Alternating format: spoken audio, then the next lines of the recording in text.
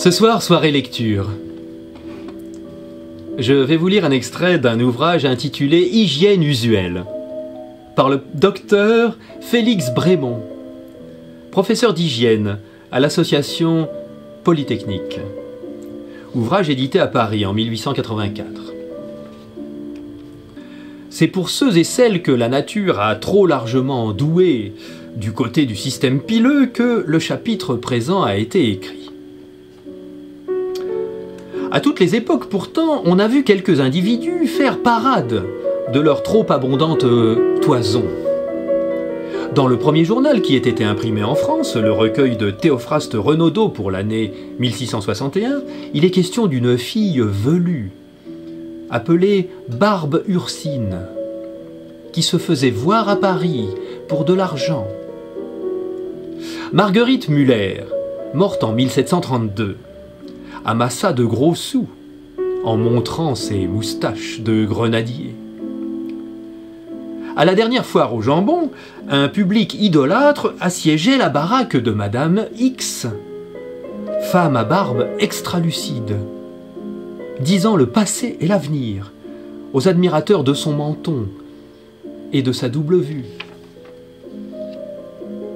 Cependant, malgré la gloire indiscutable de tous ces êtres ultra-barbus, on n'aime pas, en général, la superfluité des poils sur soi-même. Un rudiment de moustache ou de favori au visage importune les jolies femmes. Un peu de poil follet sur le cou les irrite. L'ombre d'une douce soie sur les bras les fait frémir.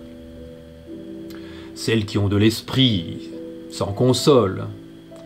Les autres font appel à l'épilation. L'épilation est mécanique ou chimique. L'épilation mécanique se pratique à l'aide de la pince.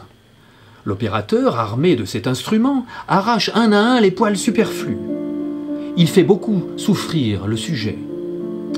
Mais il gagne beaucoup d'argent parce que le client lui revient. L'extirpation des poils ne les empêchant pas de croître à nouveau. Cet inconvénient est irrémédiable.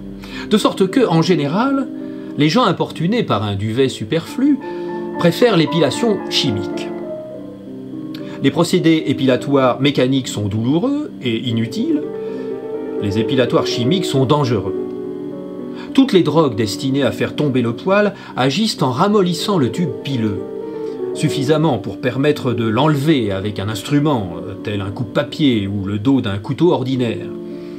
Mais cette action, elle l'exerce en vertu de leur causticité, de telle façon que, si elle est trop prolongée, elle produit de l'inflammation, des pustules, une plaie, des cicatrices indélébiles même, comme cela est arrivé à une actrice, dont les malheurs ont été racontés en détail dans le livre consacré par M. Reveil aux odeurs, aux parfums et aux cosmétiques. De quoi sont faites, en effet, les pâtes épilatoires les plus connues? La poudre de la Forest est faite de mercure, d'orpiment, de litharge et d'amidon. L'épiléine contient du sulfure de sodium.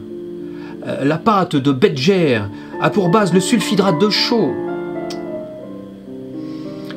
Quelle que puisse être la puissance de la coquetterie, elle devrait bien baisser pavillon devant la possibilité d'accidents graves, d'empoisonnement même. Ma conclusion, lecteurs et lectrices, la voici. Si pour vous la nature s'est montrée prodigue du côté des glandes pilifères, acceptez cette superfluité philosophiquement, sans rien faire pour vous en débarrasser. Les médecins ne vous conseillent pas de vous avantager ainsi. Ils vous conjurent au contraire de ne point chercher à vous amoindrir. Ils vous invitent à rester tel que la nature vous fit. En fait d'épilation, ils ne l'approuvent que dans une seule circonstance. C'est quand il s'agit de la guérison des teigneux.